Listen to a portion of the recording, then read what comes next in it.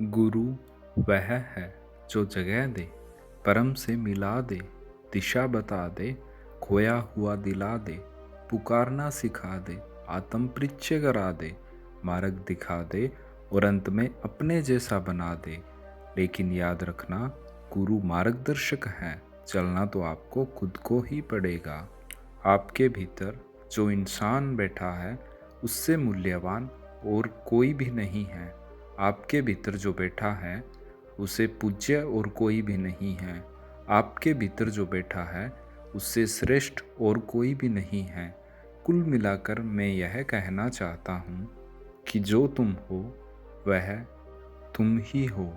अगर कोई सर्वश्रेष्ठ है तो वह तुम हो। राह में पड़े पत्थर से भी टकरा जाएं तो उससे क्षमा मांग लेना, क्योंकि पत्थर तो कुछ बोलेगा नहीं, पर तुम इंसान हो इसका परिचय अवश्य देना। दूध, दही, छाछ, मक्खन, घी सब एक ही कुल के होकर भी सबकी कीमत अलग अलग है, क्योंकि श्रेष्ठता जन्म से नहीं बल्कि अपने कर्म, कला और गुणों से प्राप्त होती है। जिस घर में भाइयों में प्रेम और बड़ों का आदर सम्मान होता है, वहाँ ईश्वर का निवास होता है। प्यार बांटा तो रामायण लिखी गई और संपत्ति बंटी तो महाभारत लिखी गई। इंसान का पतन उस वक्त आरंभ हो जाता है जब वह अपनों को गिराने की सलाह गैरों से लेना आरंभ कर देता है।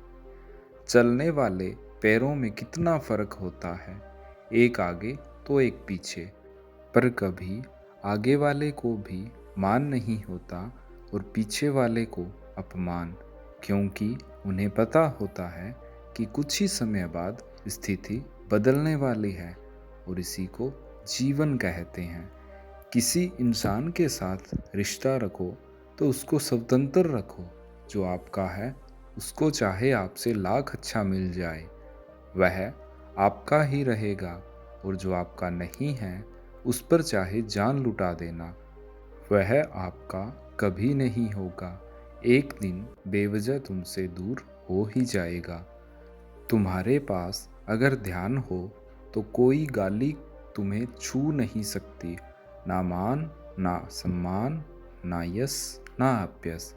ध्यान का अर्थ है मन की सफाई। ज्ञान का अर्थ है अमन की तरफ से यात्रा। ध्यान का अर्थ है थोड़ी घड़ियों के लिए मन की धूल को चित्त के दर्पण से बिल्कुल साफ कर देना। किसी भूखे को रोटी खिलाना पुण्य का काम है, लेकिन उससे भी पुण्य का काम है उसे रोटी कमाने का तरीका सिखाना। अगर आप किसी को रोटी खिलाते हो तो उसका पेट एक दिन के लिए भरेगा, लेकिन अगर आप किसी को रोटी कमाने का तरीका सिखा दोगे तो वह जीवन भर अपना पेट भर सकता है। आपके मन में जिस व्यक्ति के प्रति नाराज़गी है उसे क्षमा कर दीजिए। उसे हृदय से क्षमा कर देने से हमारे दो चक्र पवित्र हो जाते हैं। एक तो आज्ञा चक्र खुलता है, क्योंकि वह व्यक्ति आपकी आज्ञा चक्र में बैठा होता है, और दूसरा क्षमा भावना से हमारा हृदय चक्र भी खुल जाता है। किसी दूसरे के बुरे व्यवहार में इतनी ताकत नहीं होनी चाहिए कि वह आपके मन की शांति को ही खत्म कर दे। उम्मीद करता हूँ ये मोटिवेशनल बातें आपको पसंद आई होगी और आपको कुछ सीखने को भी मिला होगा। वीडियो अच्छी लगी है तो आप इसे लाइक ज़रूर करें और अन्य वीडियो के लिए चैनल को भी सब्सक्राइब करें। धन्यवाद।